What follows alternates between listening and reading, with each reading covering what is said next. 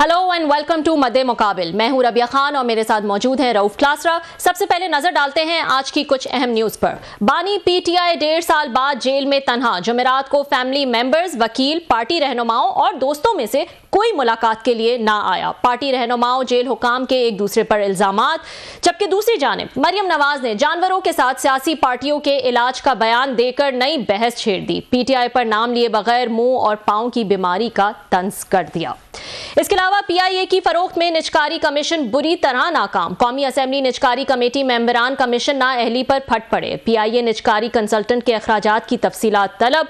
Chairman committee Farooq Sattar बदतरीन कारकर्दगी पर हैरान। निजकारी कमेटी इजलास का आंखों देखा अहवाल हम जानेंगे रऊफ क्लासरा की जबानी। और ग्रूमिंग गैंग्स बहस ने अमरीका बरतानिया को लपेट में ले लिया। ट्रंप एडवाइजर मस्क की बरतानवी वजीर आजम से लड़ाई शुरू। कियर स्टामर पर संगीन इल्जामात। बरतानवी वजीर आजम ने मस्क को झूठा करार दे दिया। ग्रूमिंग गैंग्स मामले में कौन सच्चा कौन झूठा ये भी हम जानेंगे आज के शो में। और अमरीकी सदर जिमी कार्टर की कौमी एजाज के साथ तदफीन। तमाम इख्तलाफात बालाए ताक रखते हुए 5 साबिक अमरीकी सदूर अपनी साथी की अलविदाई तकरीब में इकट्ठे हो गए। सबसे पहले हम बात करेंगे आज ग्रूमिंग गैंग्स का जो इशू चल रहा है उसके हवाले से, और इस पर बात करने के लिए हमारे साथ मौजूद है मुर्तज़ा अली शाह, सीनियर सहाफ़ी लंदन से। अस्सलाम वालेकुम Murtaza. Murtaza, thank you so much for joining. बड़ा ही संगीन इशू है, लेकिन हम ये भी जानते हैं कि ये ग्रूमिंग गैंग्स का जो छोटे बच्चियों को बहलाकर फुसलाकर और उनको उनके साथ जो है वो सेक्सुअल एक्सप्लॉयटेशन होती है, ये इशू बरतानिया में एक अरसे से है। क्या वजह है कि अब जो है वो ये एक नेशनल बहस छिड़ गई है और उसमें ब्रिटिश पाकिस्तानीज जो हैं उनको भी घसीटा जा रहा है सबसे ज़्यादा, और एलन मस्क जो है वो भी इसमें कूद पड़े हैं? प्लीज़ इसकी डिटेल्स दीजिएगा। देखिए, ये इशू तो रिसेंट नहीं है जी, बल्कि सेंचुरी ओल्ड है इस मुल्क में, राइट जी। अच्छा, उसमें जो खास तौर पे जो इस वक्त बात हो रही है, ये पूरी जो बातचीत है, दो बातें जो ग्रूमिंग गैंग्स हैं उनकी जितनी भी मजम्मत बंदा करे वो कम है। लेकिन मसला ये कि इस वक्त जो सारा ग्रूमिंग गैंग का जो फोकस है, जो अटेंशन है, वो सिर्फ और सिर्फ जो राइट विंग मीडिया है, जो रेसिस्ट मीडिया उनका है या उनकी सिंपैथाइजर्स है, सच एज एलन मस्क। उनको ग्रूमिंग गैंग्स के हवाले से बरतानिया में क्या फैक्ट्स हैं, पाकिस्तानियों की इसमें क्या पार्टिसिपेशन थी, कुछ भी नहीं पता। तो सिर्फ और सिर्फ एक मिस इन्फॉर्मेशन, फेक न्यूज की बुनियाद पर वो एक जो हुजूम है ना, जो क्राउड है, उसको झूठ बेच रहे हैं। मैं आपको चंद मिसालें दूंगा कि ग्रूमिंग गैंग की इस वक्त जो यहाँ पे बात हो रही है, ये शुरू होता आज से 25 साल पहले, 20 साल पहले आप कह रहे हैं, जब यहाँ पे टाइम्स अखबार ने एक बड़ा स्कैंडल रिपोर्ट किया। और वो ये था कि बरतानिया के 3 टाउन्स हैं जिसमें रॉयडेल था, रॉदरन था और टेलफर्ड। ये खबर थी कि इन 3 एरियाज में से बहुत सारे तकरीबन 7-8 से ऐसे टाउन थे कि जहाँ पे यंग वाइट बच्चियों की सेक्सुअल एक्सप्लॉयटेशन हुई है, और उसमें जो लोग जिनके ऊपर इन्वॉल्व थे वो ये कहा गया था कि वो एक्सपीरियंस उनकी एशियंस है। एशियंस में उन्होंने फिर ये किया कि जो ये वो लोग शामिल हैं जो रात को या तो टैक्सी चलाते हैं या शाम को जिनके टेक अवे हैं, जो नाइट गिग या नाइट इकोनॉमी है जिनकी। इन 3 जो टाउन्स का मैंने जिक्र किया, इसमें जो लोग ग्रूमिंग गैंग्स में पाए गए वो सारे बाय ओरिजिन निकले पाकिस्तानी। एक्चुअली आप कह रहे हो 90%, लेकिन वो सिर्फ 3 टाउन्स थे। बाकी जो ग्रूमिंग है वो पूरे मुल्क में हुई है, उसका कोई जिक्र नहीं है। फिर उसके बाद जहाँ पे जो राइट विंग मीडिया उन्होंने फोकस कर दिया कि अच्छा ये कल्चरल इशू है, तो पाकिस्तानी ने इतने बड़े पैमाने पे किया। बिल्कुल उन्होंने गलत किया। पाकिस्तानी से 2004 में कन्विक्शन हुई, 7 में हुई, 12 में हुई, 2017 में हुई। अभी तक जो पाकिस्तानी की जो कन्विक्शन हुई है वो तकरीबन 150 से 200 बनती है। लेकिन एक और ये हुआ कि 2010 में तकरीबन 32 लोगों की कन्विक्शन हुई 2010 में, जबकि पाकिस्तानियों की भी वो जो 2010 में 32 लोग हुए वो मुर्तज़ा की लाइन जो है वो ड्रॉप हो गई है। हम कोशिश करेंगे कि वापस जो है वो उनसे हमारा राब्ता हो जाए। वैसे भी उनकी आवाज़ जो है वो थोड़ी क्लियर नहीं, कट रही थी जी। क्लासर साहब, ये एक इशू जैसे कि मुर्तज़ा ने भी कहा, ये कोई नया इशू नहीं है, एक अरसे से जो है वो बरतानिया में इशू है। लेकिन इसमें हैरानकुन बात ये भी है कि इसकी जो फाइंडिंग्स या इस पर जो रिसर्च करनी थी, रिपोर्टिंग करनी थी पुलिस ने, उससे भी वो हिचकिचाती है। इसकी क्या वजह है? मैं खुद वहाँ पर लंदन में रहा हूँ, मैं 1-1.5 साल पढ़ने के लिए गया था मैं वहाँ पे। तो मुझे याद है जब हम जाने लगे थे उस पर स्कॉलरशिप पे गए थे, तो यहाँ पे ब्रिटिश ये जो एम्बेसी है इन्होंने एक उस पर गया था स्कॉलरशिप जो उनका ब्रिटिश हुकूमत का था, अचीवमेंट स्कॉलरशिप, उस पर गया था मैं। तो उन्होंने जो कोई ये 20-25 हम लोग थे, मेल फीमेल दोनों थे, उनकी एक ब्रीफिंग का उन्होंने इंतज़ाम किया था अपने हाई कमीशन में। और कहता है एक लियान एक ऑफिसर थी या खतून थी, उन्होंने हमें बहुत सारी चीज़ों के बारे में बताया था कि अब आप ये पहली दफ़ा किसी मुल्क में जा रहे हैं तो आपको पता होना चाहिए कि उसको ये मुल्क के कवानीन क्या हैं, वहाँ पे क्या अच्छा है क्या बुरा है। इसको कल्चरल शॉक का नाम दिया था। मतलब ये था कि आप पसमानदा देहाती लोग यहाँ से जाते हैं या थर्ड वर्ल्ड कंट्री से, उन्होंने ये तो नहीं कहा था, लेकिन मकसद तो यही था इसका कि आप लोग जाते हैं, उनका अपना एक कल्चर है, अपनी उनकी ग्रूमिंग है, अपना वे ऑफ लाइफ है ब्रिटेन का, ब्रिटेन के लोगों का, उनके ड्रेस कोड अपने हैं, हमारे अपने हैं, और बहुत सारे इस तरह के मसाइल हैं। तो आपने वहाँ पर कैसे रहना है और आपने कैसे अपने आप को कंडक्ट करना है, ये हमें बकायदा ब्रीफ किया था। And we are grateful to that lady, मेरा ख्याल ऐशा नाम था अगर मैं स्टिल इफ आई अगर रिमेंबर। तो उन्होंने हमें पूरा ब्रीफ किया जो हमारे लिए बड़ा काम आया कि आपने उनके 2-1 घंटे की उनकी ब्रीफिंग थी, बल्कि 1-2 जो पहले गए हुए थे कल्चरल इसी प्रोग्राम पे या पढ़ के, उनसे उन्होंने हमें 1-2 लेक्चर भी दिलवाए थे ताकि आपको पता होना चाहिए। सो उसका जब हम वहाँ पे पहुंचे जो कल्चरल शॉक्स आपको नजर आते हैं, मुर्तजा साथ हैं आपके, मुर्तजा से चले कर लें, ये मुझसे बाद में पूछेगा, मजे की चीजें बताऊंगा कि ये कल्चरल शॉक्स जो होते हैं जो हमारे लोग जाते हैं तो ये कैसे वहाँ पे चीजों को नहीं समझ पाते and they end up in disasters. ठीक, Murtaza are you with us? जी बिल्कुल आ रही है आवाज जी, प्लीज कंटिन्यू कीजिएगा। तो देखिए मैं आपको बता रहा था कि ये वो सारी चीजें जो उन मीडिया ने और जो खासतौर पे जो राइट विंग के जो एलिमेंट्स है उन्होंने ये सारा सेक्स ग्रूमिंग को जो असल इशू था उसको जोड़ के इन्होंने जोड़ दिया पाकिस्तानियों से।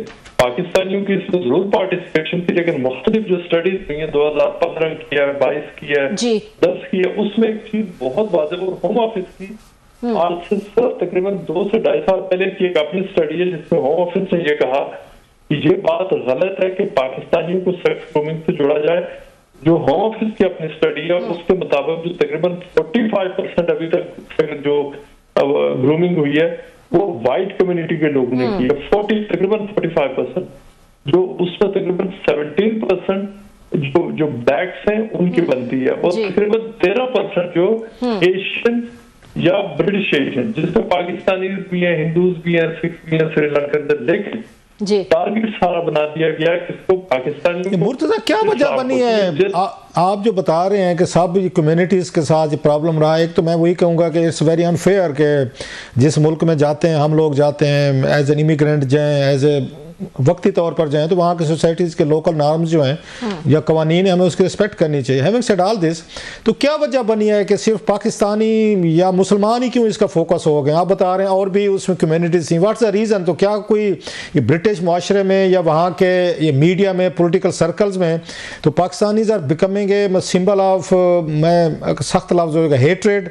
अभी सारा वाला केस आया तो भी मेरा ख्याल पूरा ब्रिटेन वो हिलकर रह गया कि कैसे इन्होंने पाकिस्तानी पेरेंट्स ने अपनी बच्ची पे तशद्दुद किया। इससे पहले जो स्कॉटलैंड का वो केस था, एक वहाँ पर 15 साल या 14 साल बच्चे को कत्ल करके कोई पाकिस्तानी थे वो भाग कर यहाँ पे आ गए थे जनाब मुशर्रफ के दौर में, जिनको रेपेट्रिएट किया गया। तो इस तरह के केसेस जब आते हैं तो ऑलरेडी पाकिस्तानी के खिलाफ एक बेस बनी हुई है वहाँ पे, तो हम खुद ख्याल नहीं करते कि हमारी कम्युनिटीज़ आपका रब्ता रहता होगा, कोई उनसे मिलना जुलना रहता होगा, कि हम ही क्यों फोकस बन जाते हैं? कहीं ना कहीं पे कोई प्रॉब्लम है हमारे साथ, या हम हर बात को कहते हैं रेसिज्म है और हमारे खिलाफ एक नफरत है तो इस वजह से सब कुछ होता है? Why only we? देखिए नाज़िर साहब, उसमें बात ये है कि देखिए हमारे यहाँ तो कम्युनिटी में तो बहुत बड़े प्रॉब्लम्स एग्जिस्ट करते हैं, सबसे पहली बात तो ये। अब उसके बाद जो दूसरा ये आ जाता है कि आपका सवाल कि बाकी कम्युनिटीज क्यों नहीं, सिर्फ पाकिस्तान क्यों नहीं, उसको वहाँ पे जो है ना जो इस्लामोफोबिया रेसिज्म है वो जरूर आता है। इसलिए कि जो आपके आज के जमाने में जब आप इस्लाम का नाम लेकर और पाकिस्तान को जोड़कर किसी चीज पे अटैक करेंगे क्या फेक न्यूज की बुनियाद पर, वो इजी सल है, राइट? इंस्टेंट कि आप किसी और मतलब ऐसे किसी कम्युनिटी पे अटैक करें जिसका क्रिश्चियन बैकग्राउंड है। सो इस्लाम को अब वेस्ट में एक एनिमी के तौर पे देखा जाता है। ये अनफॉर्चुनेट रियलिटी है बच्चे, उसका आपको सिर्फ ये अंदाजा लगाने कि hundreds of millions of followers Elon Musk के, वो ऐसे ट्वीट्स के ऊपर वो ट्वीट उनको एम्प्लीफाई कर रहे हैं जो फैक्चुअली इनकरेक्ट है, गलत है। जो कुछ अर्सा पहले यहाँ रेशियल राइट्स हुए थे आज से 3-4 महीने पहले आप बताएं, वो एक फेक न्यूज की बुनियाद पर थे। और वो एक्चुअली बहुत ज्यादा स्टार्ट हुए थे, ये जो ट्विटर के ऊपर जो झूठ बोला गया था इस्लाम के बारे में, मसाजिद के बारे में, जिससे कोई ताल्लुक नहीं था। मुर्तज़ा आपकी बात ठीक है, सॉरी मैं आपकी बात काट रहा हूँ। इलान मस्क तो चले अभी का कोई एक हफ्ता पहले का है ना काम है, इससे पहले भी तो ये जो आप बता रहे हैं कि वहाँ पे फॉल्ट लाइंस ऑलरेडी थी। जब हम एक सेकुलर मुल्क में रहेंगे और फिर वहाँ पे शरीयत कोर्ट्स के हम या शरीयत लॉ की डिमांड्स करेंगे तो फिर तो प्रॉब्लम आएगा। लोकल कम्युनिटीज जो वो रिएक्ट करेंगी कि ये जो बाहर से लोग आ रहे हैं दे आर अगर threat to our way of life. मतलब जब शरीयत कोर्ट मांगी जाएगी सिलेबस में, कंडक्ट में, चीज़ों को लोगों को पता नहीं होता जब ब्रिटेन जा रहे होते हैं वहाँ पे कि उस तरह का उनका क्या निज़ाम है, क्या सिस्टम है। अचानक हमें लगता है कि हमारी वे ऑफ लाइफ ख़तरे में है, हमारा ईमान ख़तरे में है, हम ख़तरे में हैं, हमारे बच्चे ख़तरे में हैं। तो फिर तो कन्फ्लिक्ट्स आर वेरी नेचुरल। तो वो उसके बाद हम उसको रेसिज्म कहें, उसको इस्लामोफोबिया कहें, व्हाटएवर हैं सर। ये बिल्कुल मैं आपकी असेसमेंट से एग्री करता हूँ। देखें, ये है लैक ऑफ इंटीग्रेशन जी। अब यहाँ पे जो हमारी कम्युनिटी के जो अपने मसाइल हैं वो बहुत ही सीरियस नेचर के, और सबसे बड़ा मसला यहाँ पे है एजुकेशन का। लैक ऑफ एजुकेशन है, हमसे बाकी कम्युनिटीज आगे बढ़ गई है। यहाँ पर जो पाकिस्तानी हैं खासतौर पर, जो बहुत लंदन से बाहर के बहुत सारे ऐसे एरियाज हैं कि वो जो कम्प्लीट बैकवर्डनेस है वो वहां पर स्टक है। और फिर वहां अगर उन्होंने बहुत सारे लोगों ने अडॉप्ट नहीं किया और वहां पे जो लोकल कल्चर है उसके खिलाफ एक्ट कर रहा है। देखिए, यहाँ कल्चर में टॉलरेंस है, यहाँ पे मल्टी कल्चरलिज्म है। पाकिस्तानी कल्चर, मजहब को जितनी आजादी यहाँ पर इस मुल्क में दुनिया में शायद ऐसे ही है, लेकिन हमने उन आजादियों के ऊपर मतलब ट्रफलगर स्क्वायर में मैंने खुद अजानें सुनी हुई है। ट्रफलगर स्क्वायर जो उनका सेंटर है वहाँ तो हर किस्म की आज़ादी है। ये मस्जिद की भी है, नमाज की भी है, अजानों की भी है, प्रीचिंग की है, सब कुछ की है। तो हम पे तो ये भी इल्ज़ाम लगता है कि हम मतलब घुल मिल नहीं जाते, असिमिलेट नहीं होते, हम गेटोस बना के रहते हैं, अलहदा रहते हैं। ईस्ट लंदन वो तो हमने देखा हुआ है कि सारे पाकिस्तानी अलहदा, हम तो मिक्स ही नहीं होते। बल्कि हमारे बारे में मशहूर है जहाँ पे ये पाकिस्तानी या एशियन चले जाएं वहां से गोरे हिजरत कर जाते हैं, वो इलाका छोड़ जाते हैं। जी हाँ, ये सारी बात है, सही है। और इसमें जो हमारी कम्युनिटी का इस हवाले से बिल्कुल वो उनको रीथिंक करना पड़ेगा, उनको अपनी स्ट्रेटेजी और ये चीज उनको बदलनी पड़ेगी। लेकिन उसके देखे बहुत सारे जो एरियाज में जहाँ पे रह रहे हैं उसके इकोनॉमिक फैक्टर्स भी हैं कि वो मेजोरिटी उन एरियाज में रह रही है जो वर्किंग क्लास है, गरीब एरियाज हैं, जो स्ट्रगलिंग एरियाज हैं। वहाँ पे वाइट कम्युनिटी के भी जो लोग हैं वो पाकिस्तानी को एक ही हाल में गरीब एरियाज में रहते हैं। तो ये जिन 3 टाउन्स को मैंने आपसे जिक्र किया जहाँ सेक्स ग्रूमिंग के वाकयात सामने आए, वो रॉयल और रोदरम टेलफोर्ड, यहाँ पे क्या था कि यंग बच्चियां हैं, उनको सिगरेट दिए जा रहे हैं, उनको रात को फ्री पिज्जा दिया जाता है, उनको ड्रिंक्स दिए जाते हैं, तो इस तरह से उनको ग्रूम किया गया। अच्छा, मुझे ग्रूमिंग हमारी कम्युनिटी के अंदर भी हो रही है ऑलरेडी। जैसे फॉल्ट लाइन मौजूद हैं, आप खुद बता रहे हैं, वो इस्लामोफोबिया हो, वो पाकिस्तान हो, मुसलमान हो, वो एक अलहदा हम मतलब ब्रांड हो चुके हैं फॉर वट एवर रीजन। हमारा क्या कसूर है, उनका कितना कसूर है। लेकिन अभी हमने कुछ चंद माह पहले देखा है कि वहाँ पे अगर राइट्स हुए 1500 लोग गिरफ्तार हैं, जो इसी रेसिज्म बढ़ रहा है। ऊपर से आपने जैसे कहा है कि यहाँ पे ट्विटर एंड कंपनी जो है वो मजीद इसको बढ़ावा दे रहे हैं। तो क्या फ्यूचर है वहाँ पे पाकिस्तानियों का, या जो इमिग्रेंट्स जाना चाहते हैं, जो लंदन आ रहे हैं, जा रहे हैं? तो ये तो फिर ये हालात बड़े मतलब पूरे यूरोप में ख़राब होते जा रहे हैं। जर्मनी में हम देख रहे हैं कि अभी वो ट्विटर के मालिक साहब जो हैं वो उनको सपोर्ट कर रहे हैं वहाँ पे। तो ये तो मुसलमानों के लिए, पाकिस्तानी या एशियंस के लिए तो बड़े ये यूरोप में या ब्रिटेन में बड़े मुश्किल दिन नज़र आ रहे हैं। जी बिल्कुल, देखिए आने वाले आप देख लें कि आज हालात इस वक्त कितने खराब हो चुके हैं। आज से 2 साल पहले शायद हालात इतने खराब नहीं थे और सोशल मीडिया ने इसको बहुत ज्यादा बिगाड़ा है। और यही चीज अभी ममालिक की जो जमहूरियत है उनको भी थ्रेट कर रहा है, और सबसे ज्यादा उसमें जो हमारी कम्युनिटीज है वो वल्नरेबल हो चुकी है। लेकिन इस पर देखिए यहाँ पे हुकूमतों को, टेक कंपनीज को रिस्पॉन्सिबिलिटी शो करनी होगी, लेकिन उसके साथ साथ हमें भी और जो हमारी कम्युनिटीज है उनको भी देखना पड़ेगा कि हमारे अंदर कहाँ पे खामियां हैं in terms of integration, in terms of assimilation. वो चीजें जो हमारी कम्युनिटी को भी वहां पर अपना रोल प्ले करना होगा। ये बाकी में काफी नहीं है कि हम ये कह देंगे कि ये इस्लामोफोबिया, रेसिज्म, और खुद हम वो काम करते जाएं, हमारी कम्युनिटी के लोग वो काम करते जाएं जो एक्चुअली वायलेशन है। ये फैक्ट है कि 3 जो टाउन्स में जो ग्रूमिंग हुई उसमें सारे के सारे पाकिस्तानी थे।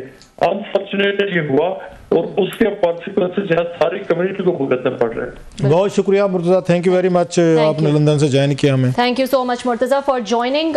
इस वक्त हुआ एक ब्रेक का, ब्रेक के बाद कुछ मजीद अहम इश्यूज हैं जो हम डिस्कस करेंगे।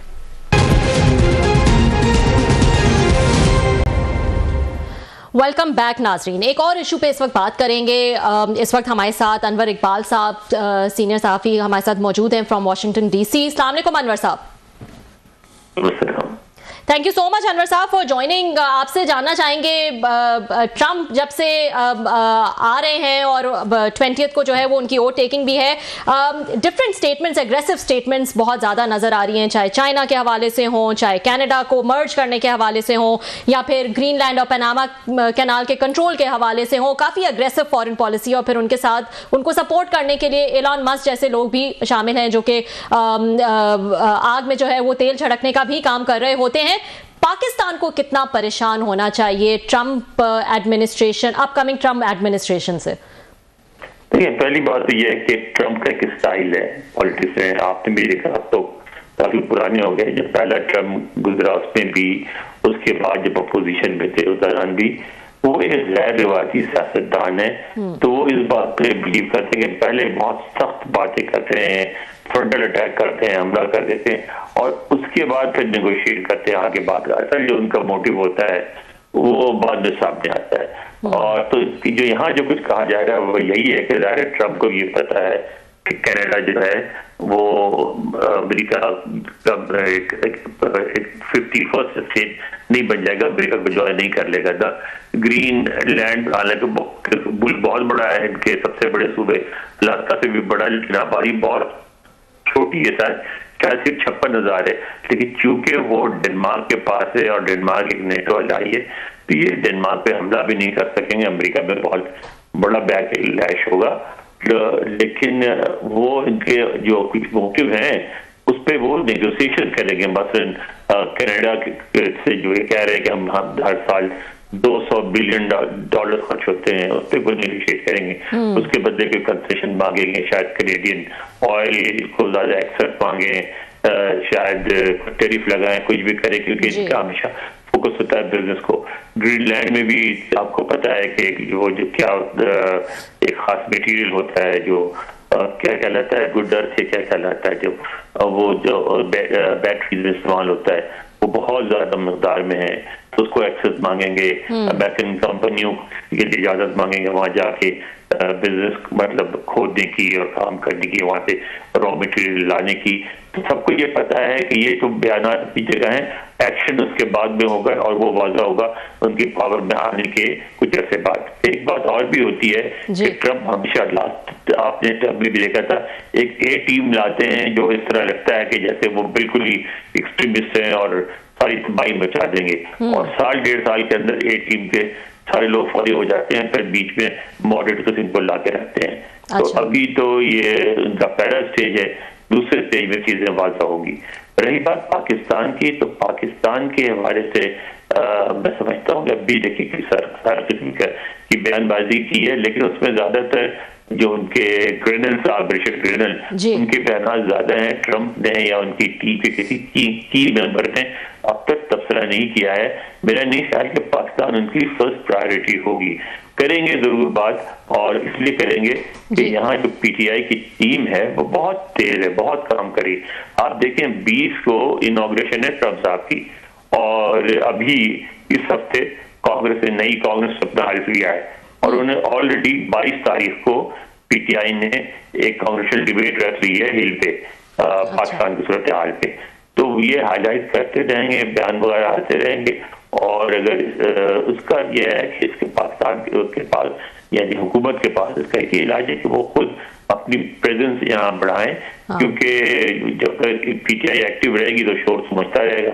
अगर मैं नहीं समझता कि फौरी तौर पर सदर ट्रंप की तरफ से कोई बयान आएगा। जी बहुत शुक्रिया अनवर भैया आपका, आपने ज्वाइन किया। एक हमने थोड़ा सा पैटर्न देखा है विच इज़ वेरी अनयूजुअल, जिसकी वजह से मेरा ख्याल है कि पाकिस्तान जो सवाल था रबिया का पहला कि शुड पाकिस्तान भी वरीड कि अभी उन्होंने ओथ टेकिंग नहीं ली तो उन्होंने 5-6 फ्रंट खोले हैं और मोस्टली ये फॉरेन फ्रंट हैं, डोमेस्टिक भी नहीं है।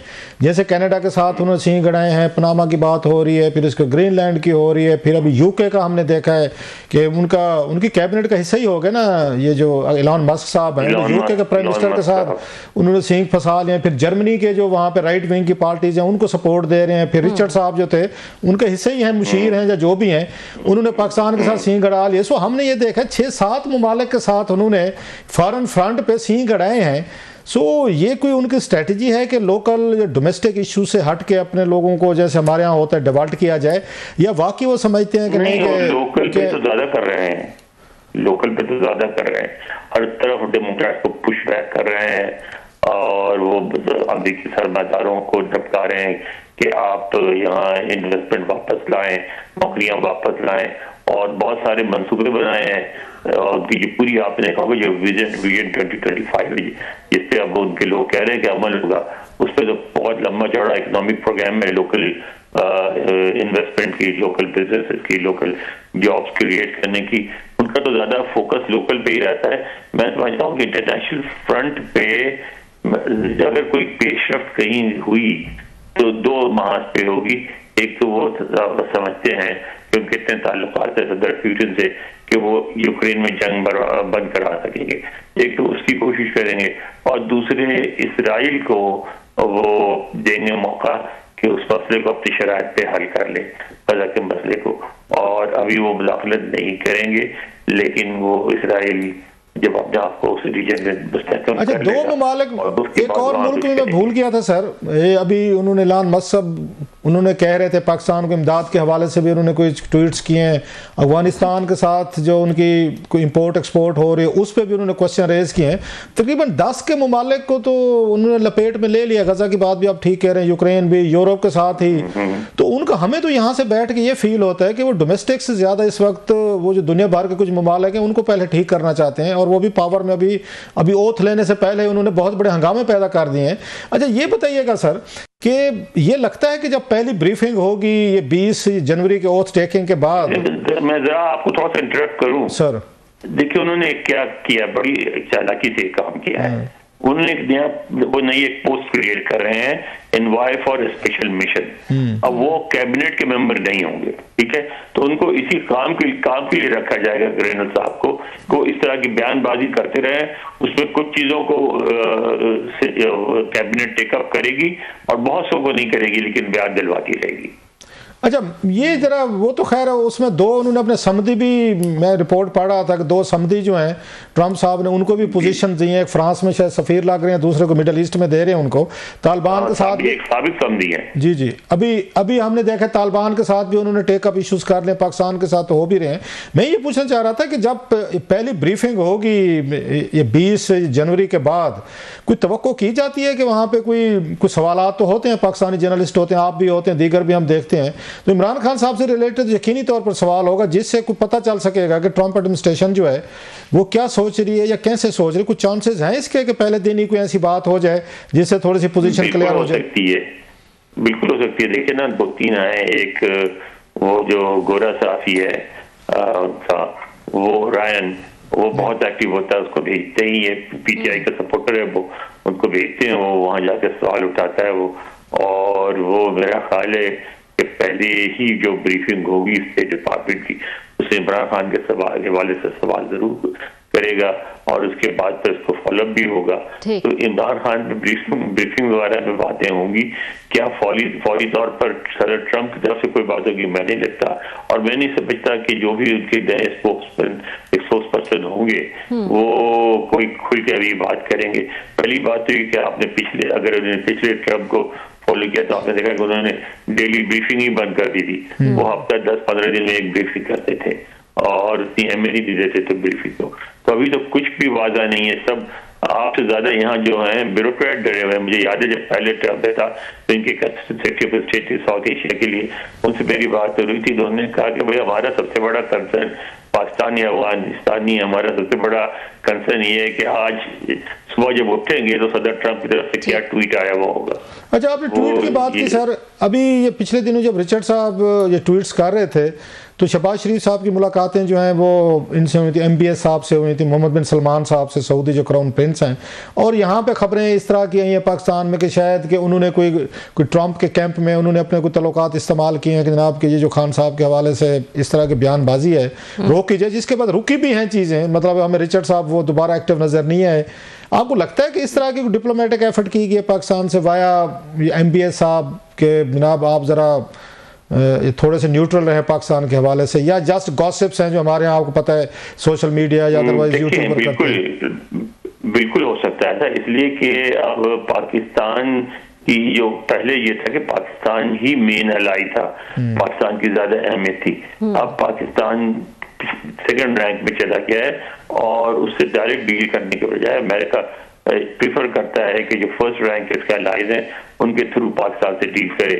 तो उसमें एक टॉप पोजीशन है सऊदी अरब की, और अगर आप सऊदी अरब से आपके ताल्लुकात ऐसे हैं और अगर आप समझते हैं कि सऊदी अरब आउट ऑफ वे जाके हुकूमत की मदद करेगा इस हवाले में, तो बिल्कुल ये हो सकता है और उसका इम्पैक्ट भी हो सकता है। अच्छा, आज हमने देखा है सर कि उनकी ये जो प्रेसिडेंट है जिमी कार्टर की आखिरी राइट्स थी, उसमें 5 लिविंग जो प्रेसिडेंट हैं USA के, आज वो सारे वहाँ पे इकट्ठे हुए हैं। उनकी बॉडी जो है जॉर्जिया से लाई गई है वाशिंगटन में, और फिर उनके मेमोरियल करने के बाद मेरा ख्याल दोबारा वापस भेजी गई बैरियल के लिए दोबारा वहाँ पे उनके अपने ये घर में जॉर्जिया में।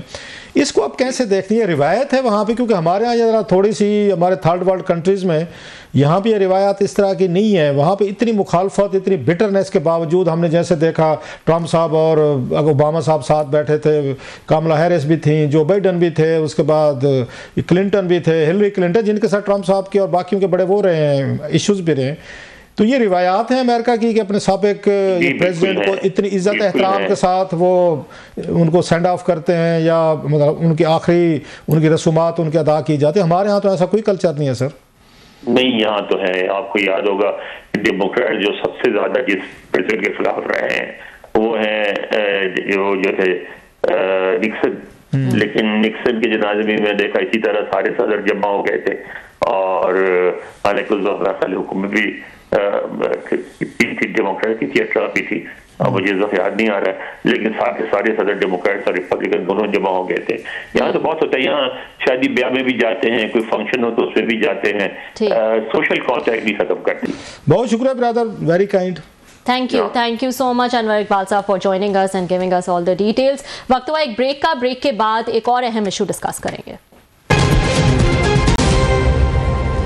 वेलकम बैक नाजरीन। एक और अहम इशू है जिस पे हम डिस्कस करेंगे क्लासर साहब से, क्योंकि ये उस वक्त वहाँ कमेटी मीटिंग में मौजूद थे। निचकारी कमेटी जो कौमी असम्बली की है उसका इजलास था और क्लासर साहब आप वहाँ पे मौजूद थे, और PIA को लेकर फिर से बात हुई, और फिर से जो एक पूरा प्राइवेटाइजेशन का जो प्रोसेस चला था PIA का और किस तरह से वो फेल हो गया उस पर भी बात हुई। प्लीज़ कुछ डिटेल्स। बड़ी अहम इस वक्त जो मीटिंग जो थी वो प्राइवेटाइजेशन कमीशन की थी, जिसको चेयर करते हैं फ़रूख सितार साहब। And let me say that Farukh sitar से बड़े अच्छे तरीके से इसको चेयर करते हैं। वेरी मच लाइवली स्टाइल है, वो शेर व शायरी चलती रहती है, कोई लाइट कमेंट कर देंगे, कोई कहका, कोई हंसी मुस्कुराहट, और सीरियस गुफ्तगू भी होती है। और इस कमेटी के मेंबरान बड़े अच्छे तरीके से अगेन उसमें क्वेश्चंस भी करते हैं, ग्रिलिंग भी होती है, वहाँ पर निजकारी कमीशन के लोग भी आते हैं, उसके बाद ये फाइनेंस के या दीगर लोग, उसको बड़ी ये इंपॉर्टेंट होती है। तो इस वक्त जो हार्ट एक टॉपिक है निजकारी का वो PIA है, और PIA साथ में रूजवेल्ट होटल जो है हमारा न्यूयॉर्क में, ये दो जो हैं उस पर टॉप हैं। और जो इसका डिबाकल हुआ था इसका PIA का, अभी तक उस ट्रामा से, I would use the word trauma,